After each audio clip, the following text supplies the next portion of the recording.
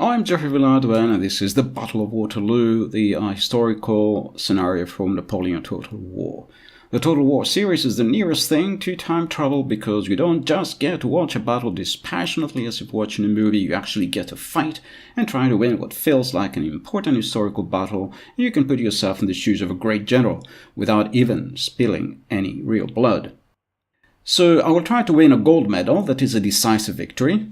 Some other YouTubers have covered this historical scenario before, but I did not find their victories convincing enough or their approaches so interesting, so I hope to show you what I consider the best approach, the same way that I did with the Battle of Friedland, aiming at losing this battle no more than about 1,000 men.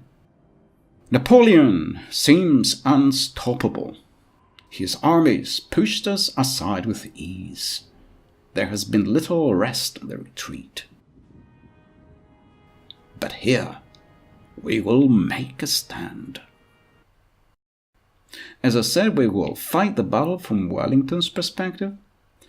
The British are deployed on a ridge behind 3 farmhouses. I will narrate, as there is no narration voice in my video for some reason.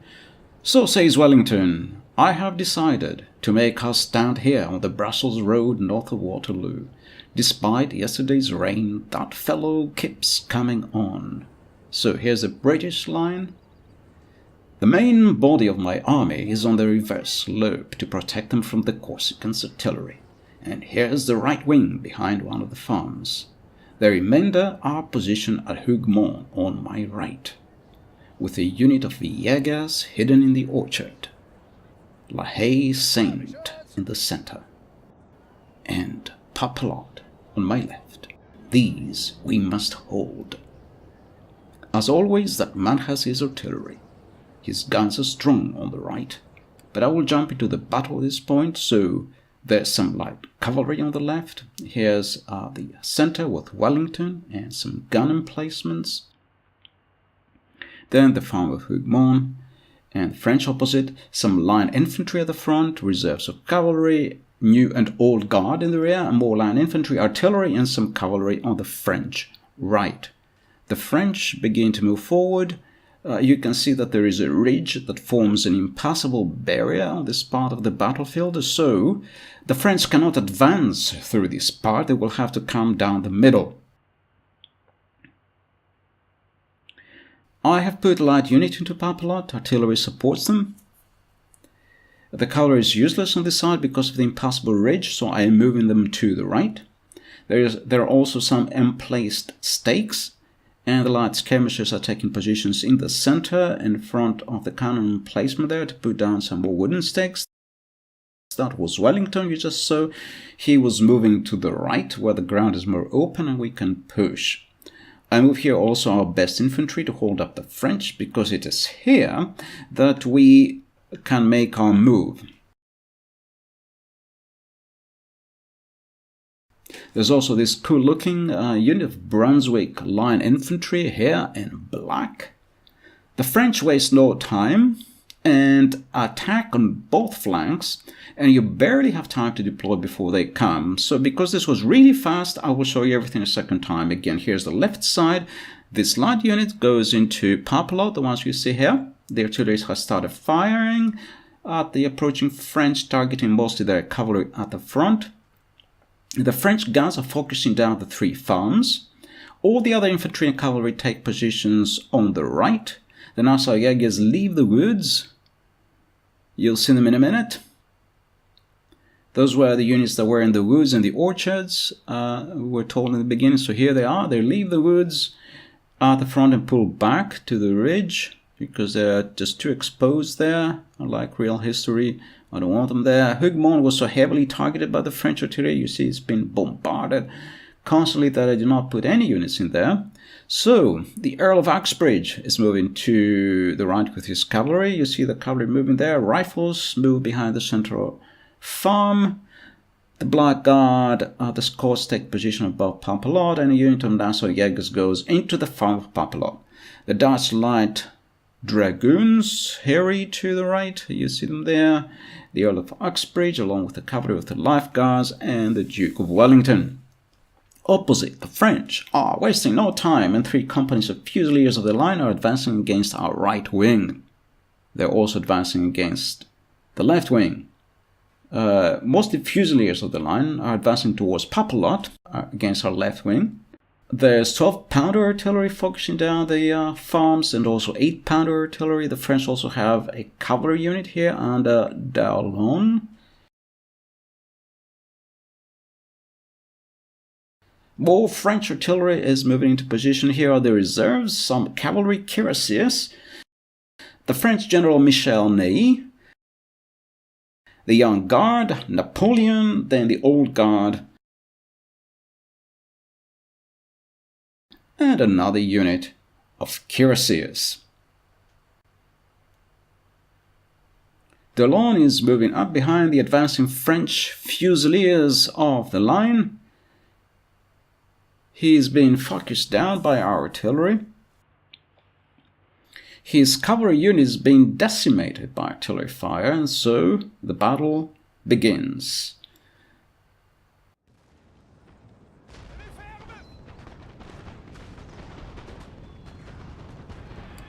By the time Daulon makes it to our lines to make his charge, there is nothing left of his cavalry unit. Just one French cavalryman makes it to our lines.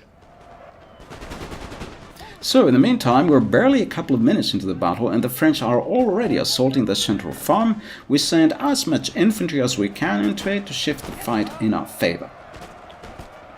The rifles are still waiting behind the farm. It's so hard to micromanage. Everything happens so fast. I haven't given them yet the order to lay down the stakes. The French Fusiliers of the line on our left have stopped and fired to the distance. However, we are organizing here our right wing because of the imminent attack on this side.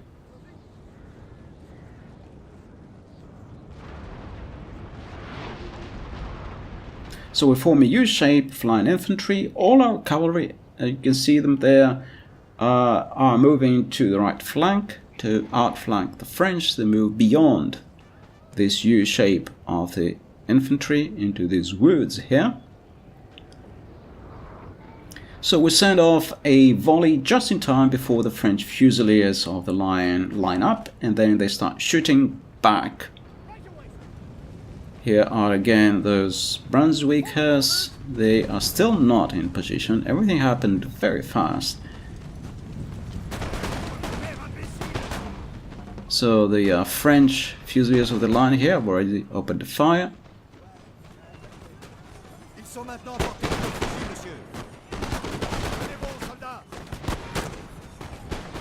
And we are suffering our first casualties. Some 1 minute there have dropped. The cavalry moves past the Brunswickers now on the far right. Oblivious, the French Fusiliers of the line continue shooting. They are somewhat bunched up. They don't have a very good deployment. Some of them don't have a very clear line of fire. And now our cavalry charge the French en masse in the rear and from the front as the infantry charges downhill with her bayonets.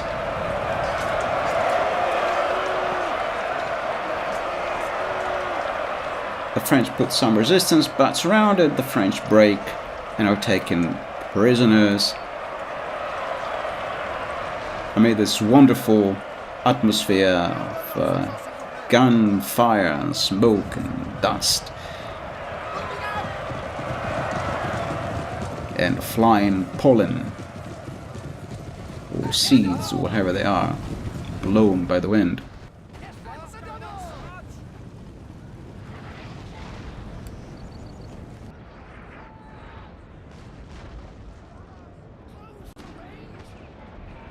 Here are some skirmishers. They have laid down stakes. They are the rifles. They are shooting from distance. And here is the Black Watch.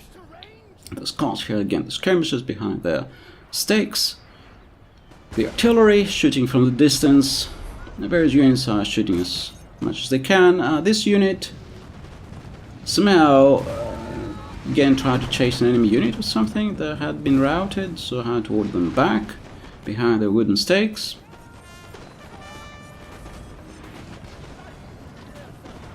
And there is a French unit now. They've come closer. They are foolhardily standing their ground. They're being shot by everyone, including our wonderful looking artillery with their very fashionable uniforms.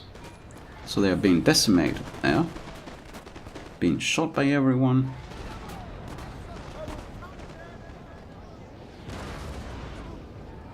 There is some activity, however, back in the French lines. The French cavalry and some infantry reserves are moving about, and this is presumably going to be Ney's famous charge. The French cuirassiers are moving forward as our cannons start firing at them. They charge straight down at our center. We form a few infantry squares there as fast as we can.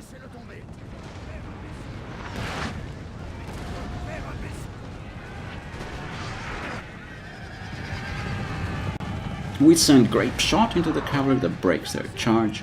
Glorious victory, sir, is soon to be yours.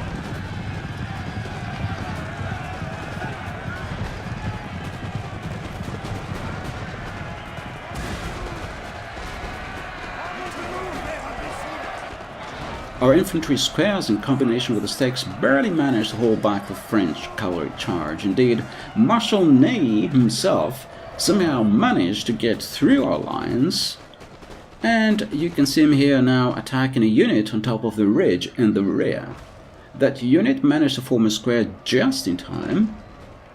There's also a unit of French infantry advancing in the distance, so at this point the situation almost got critical.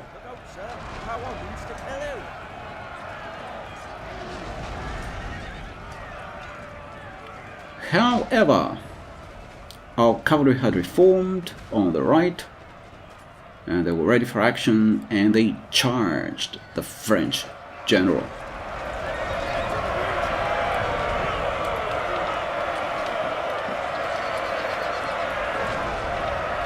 We've killed their general, sir.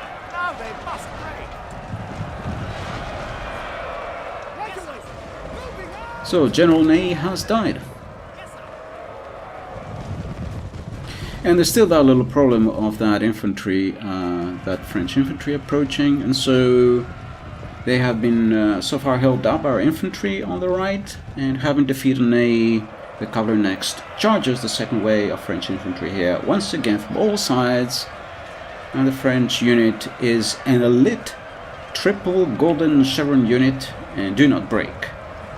So the Brunswick infantry joining with a bayonet charge, and that finally breaks them. Once again, the dust and smoke is so atmospheric. These scenes are wonderful. This really makes you travel to the past.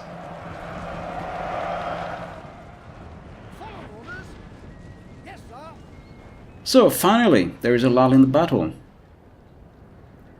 as the battle starts turning in our favor. So the two sides are reduced to firing at each other from the distance with their artillery. The infantry have once again retreated behind their respective ridges. And here's Ney. He has died in action very heroically.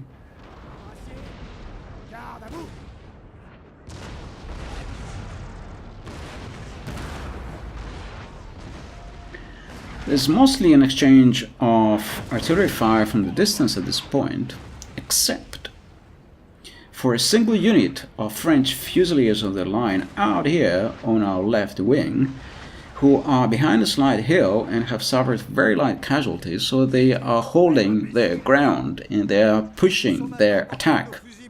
Well, they're not pushing it that hard, but they are not retreating either. And you can see there's some hilly ground in front of them. And so they're slightly protected from fire because we're targeting other units. They've managed to survive. You see the hilly ground.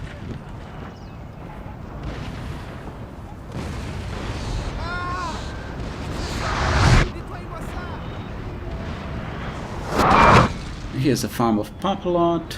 We have some skirmishes here, barricade inside the farm, and more skirmishes are moving out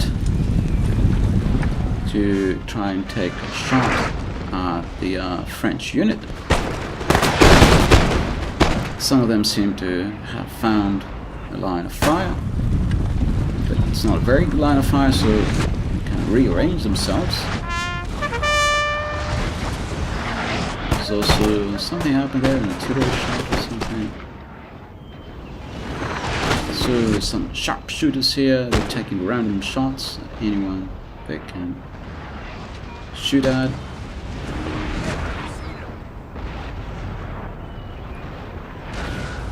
Wonderful units, wonderful scenes. This was actually one of the mods I was really one of the games I was really looking forward to, and it was, you know, a period that interested me because it's kind of more historically relevant to our modern times. And of course the units were wonderful, and that period of history is very interesting. But in the end I found medieval Total War game kind of more engaging, possibly because it's more moddable.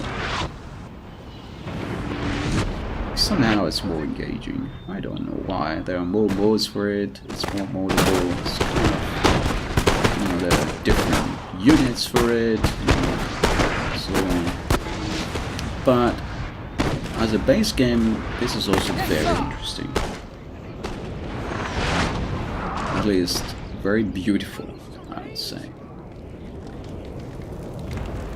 So you see that farm there on the right is in cinders, it's burning, it's just in smoke, there's nothing left of it. It's been targeted by the artillery so hard. And we're reduced to just firing at each other with our cannons at the moment, but we are preparing for a move. You see, we have our cavalry here in the woods. We have the upper hand, we're winning. The French have retreated behind the ridge. Not sure what they are about to do. Here's Napoleon. Not sure if the battle script has a script for this point. So here's Napoleon. What happens if the French lose? And here's Wellington. You can't see him very well. He has a green sash, is in the middle, and the other, all the other ones have a white sash. And you can see him slightly from behind with white trousers.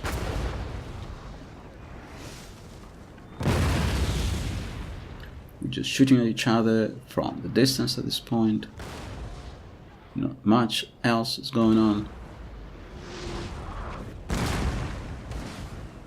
And time is in our favor because we are waiting for the Prussians, which we know will arrive. And so the French seem to be moving forward once again. These are the old guard. So a lot of action in this battle, historically, and they're moving forward. They're very glorious looking. They're moving forward in the direction of the farm of Hougoumont. There are two companies of them.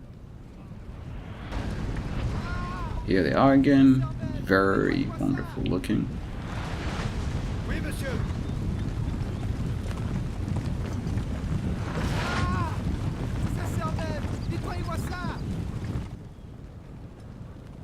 It's an isolated attack. I guess had the French been doing better, they might have not been so isolated, but as the French have been defeated so far, they're attacking on their own, so they're going to be focused down. So we had some units here behind the ridge on the reverse slope, And seeing the enemy infantry now making another move, they're moving up to the forward side of the ridge, of the slope, the forward slope, and they're going to start firing and shooting at the Old Guard, who have already started shooting. And here's also our artillery. So everyone else starts shooting at the French Guard, who have bunched up here. There are two companies, not very effectively, so the guys at the back don't have a clear line of fire. You see, not all of them are shooting, not all of them are firing. And they're being shot from every side, because we have units in the central farmhouse, we have units up on the ridge. Our men are running, sir. Some men are running. I'm not sure if it's the French that are running. Maybe it's us, I'm not sure. Maybe one of our units has been routed.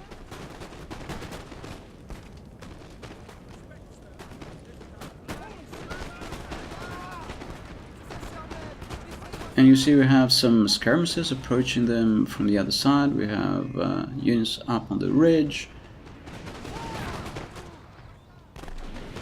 And they're being shot with canister shot by the artillery.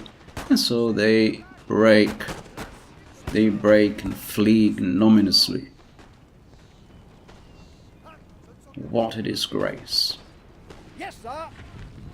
So we can once again reform our line up on the ridge as the French Old Guard are retreating.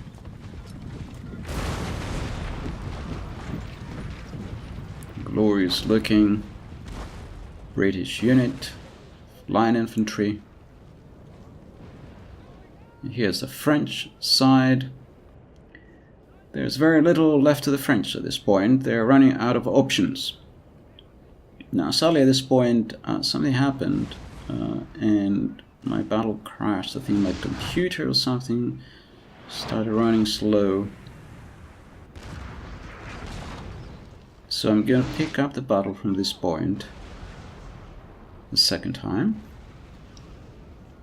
And so we are where we were, where we left off. And we are slowly now making our move. So the enemy has been defeated. The Old Guard has been routed. And they still have the Young Guard left. And some cavalry and their artillery. And so we're moving our infantry forward. They may also have a company fusiliers on the line. And in case we're moving forward on the right, the familiar units that have been fighting all day. So here are again those wonderful Brunswick line infantry with black uniforms, the black uniforms with a light blue trimming on their sleeves. And our infantry is decimated, and so is our cavalry, but we still have a good force of cavalry. And so they are being deployed here, next to the infantry, before we make our move. We have the initiative now. And so the main plan was to concentrate as many units as possible against isolated French attacks, so we have local numerical superiority. That was the main strategy. So here's another one of those wonderful atmospheric views of Napoleon Total War. And so every time we try to concentrate as many units against isolated French attacks, finish them off one by one, so we don't have to fight the whole French force all at once. So here's the New Guard, one of their companies. They are hesitating about making their move. One of our units has used all its ammunition, sir. Seeing us on their flank, they decide to move forward and engage us. One of our units has used all its ammunition. No big deal. I don't know what that was, may have been one of the units at the far end. Can't remember where that unit was. The rest of the units are being deployed here, so we're already on the left flank of the French, slowly outflanking them, and the cavalry now is moving to the rear of the French line. You can see in the minimap they are slowly being encircled. We've opened fire, so have the Young Guard. We are firing at each other, but we have numerical superiority. Our units are tired.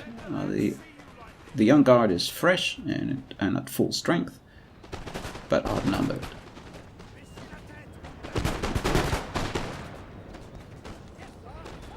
What a Sarge!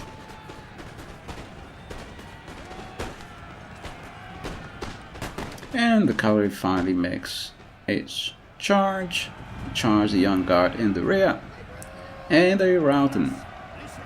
The infantry joins in with their bayonets. Some unit is running, that's for sure. I don't think it's one of our units. I think it's the French unit that's running.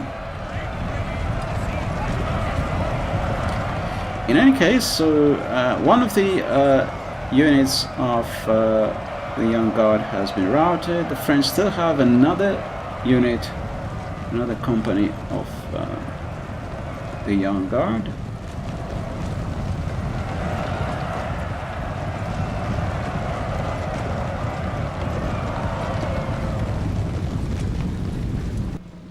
But at this point, the Prussians make their appearance. So these are the Prussians, they have arrived. The odd thing was that the Prussians had been defeated by Grouchy. Grouchy had a bigger force and was chasing after them, and then he lost them. And the Prussians, being defeated, they actually made it to Waterloo.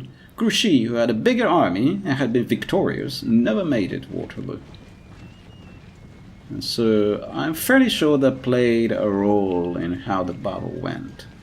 I'm not a historian, but it must have played a role. Up until now it was a stalemate, so whoever came as a reinforcement would have tilted the battle in the favor of one or the other of the two combatants.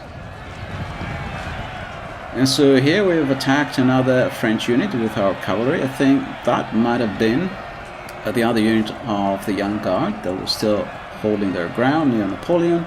Napoleon has disappeared. He has abandoned the battlefield at this point.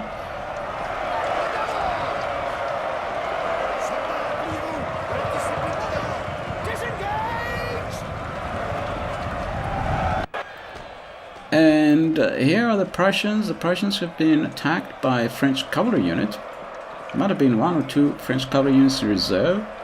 And they attacked the Prussians. And this Prussian unit seems rather hard pressed. And it looks like they've been routed. And the more Prussians in the distance, they're shooting at the French cavalry.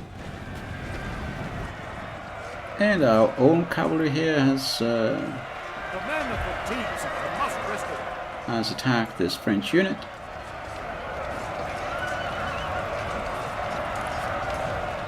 And this may be the last French infantry still in good order and fighting. They look like the Young Guard. And now the Prussians have joined in, various other units have joined in, some of our own light infantry, and some of the rifles have joined in, and cavalry, and it's a rout from this point onward. The battle is basically over.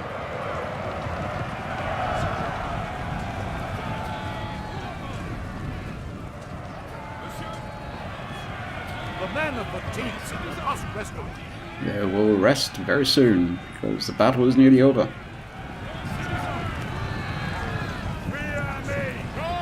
So as I said, the main tactic was to deal with every threat individually by concentrating as much force as possible against every French move. In the beginning it was hard because they attacked in a concerted way, but after a while they just started sending forward unit after unit, isolated. So here's the Duke of Wellington, his green shirts and the white trousers, with his life guard of course. The men are fatigued, sir, and must rest a while. They will rest immediately, because the battle is finished. And so we lost about 900 men, not too bad, and the Prussians lost 225, Napoleon lost the battle, as in real history. So, I hope you enjoyed my take of the Battle of Waterloo from the side of the Duke of Wellington. I hope you found this victory convincing enough and interesting to watch. So, thank you for watching.